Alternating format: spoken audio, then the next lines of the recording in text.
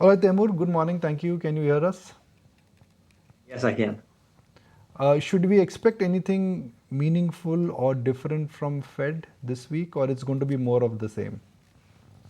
There is a series of considerations for the Fed, which is making its life complicated going forward. So, on base case basis, of course, rates are coming, interest rates are likely to come down. There'll be some signals given about that perhaps, by the time the next meeting comes around September, rate cut is likely and imminent. But I think that, the market has priced that in and more. And the much bigger, interesting questions are for 2025, because you have two possible candidates with very different likely reaction function with the US economy, and their policies and their impact on inflation would be very different. Hence, I think that discussing what the Fed would do this week or in September, I think is almost like a rear view mirror discussion. And what the Fed would do in 2025 and how the Fed signals that sitting here in July, August of 2024 is the big source of complication and uncertainty. The markers which Fed uses, one is inflation, second is GDP. GDP is strong, inflation is projected to go lower. Now, are they getting both the sides right finally? Well, the Fed's projections are one of inflation heading toward 2% over the medium term. So none of the rate cut decisions that are likely to transpire this year would be predicated upon a declaration of victory over inflation coming down to what the Fed would prefer.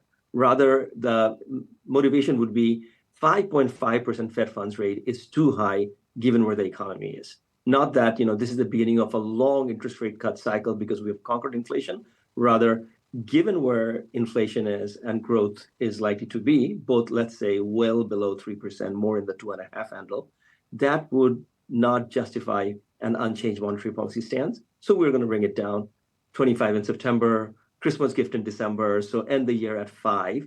And there still might be room to cut further in 2025. Now, your question was, has the Fed gotten it right?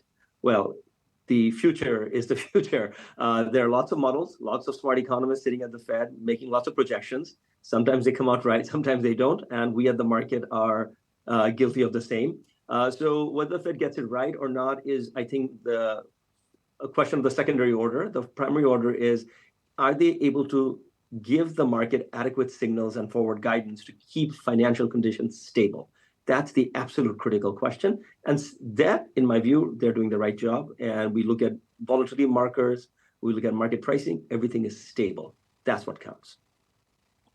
Right, and Taimur, just a quick word as well on the kind of indicators that we're seeing from on the political arena and what that could potentially mean with the U.S. elections fast approaching when it comes to the stock markets in the U.S.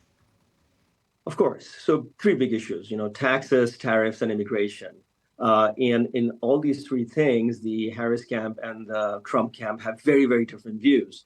We will expect to see tightening of immigration regardless of Trump or Harris, but the way it'll be done would be so much more aggressive under Trump and so much more, let's say, rules-based and not ad hoc under Harris that we will see the economy and the market being forced to adjust in very different ways under the two different presidents. Same with taxes, where Harris wants to make the system more progressive. Trump wants to make the system more regressive by giving more tax cuts to the corporate sector, as well as making some of the tax cuts for the very wealthy permanent.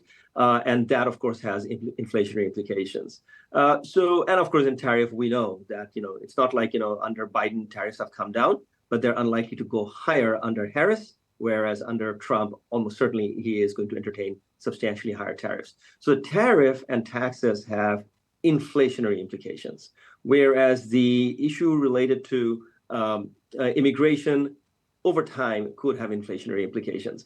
But in all three cases, I would expect to see the fixed income market, as well as the US dollar, react very differently under probability of Trump getting elected higher or probability of Trump getting reelected lower. All right, Mr. Baig, really appreciate your time. Thank you for joining us.